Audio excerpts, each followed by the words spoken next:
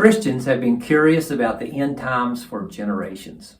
This goes back to the disciples of Jesus when they ask, "What will be the sign of your coming and of the end of the age?"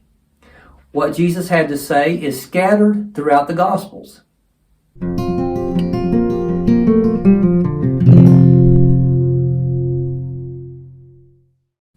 Matthew 24, Mark 13, Luke 17 and 21 are all Jesus' teaching on the end times.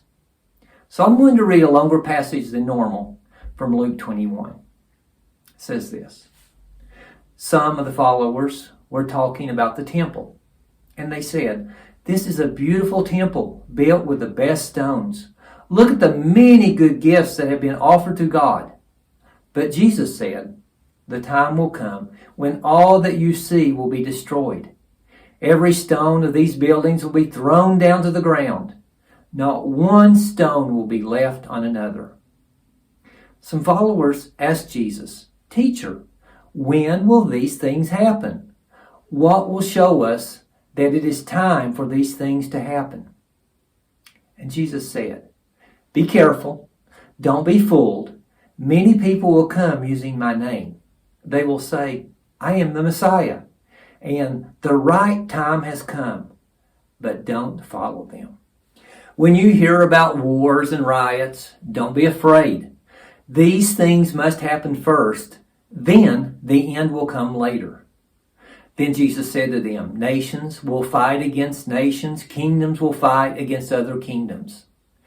There will be great earthquakes, sicknesses, and other bad things in many places. In some places, there will be no food for the people to eat.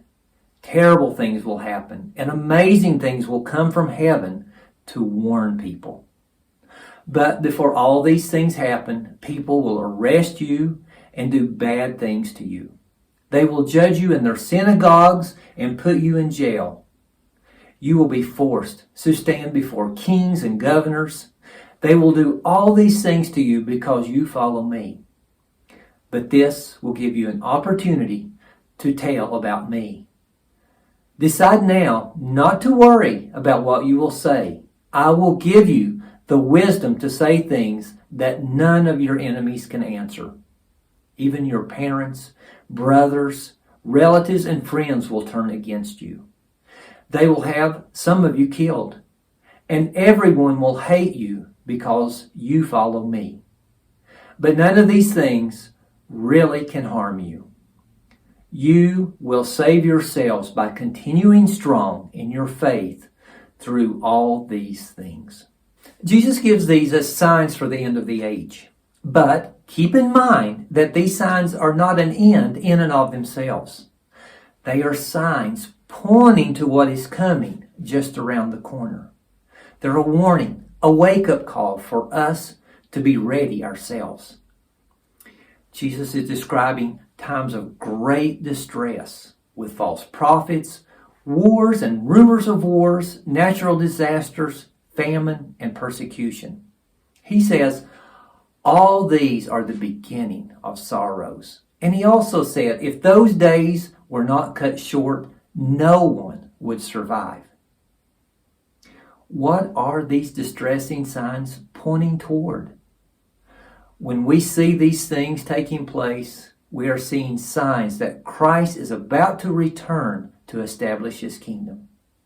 He's about to come in the clouds with power and great glory, and his kingdom will not have an end. Then the king will call into account sinful rebellion and evil injustices. Which brings us to our key spiritual insight. The signs of Christ's coming kingdom are a wake-up call for us to live righteously in our present moment. Be ready all the time. You don't know the day your Lord will come. This is not a time to spend in partying and getting drunk. It is a time to be passionate in your walk with Christ, to be salt and light to others, to encourage one another in the faith. Events like these have occurred throughout history in all generations. So it's impossible for us to determine a specific divine timetable. What we do know is that these events will happen in end times, and we know that these type of events are happening now. Jesus gave us a word picture when he said, "The fig tree teaches us a lesson. When its branches become green and soft and new leaves begin to grow, then you know that summer is very near."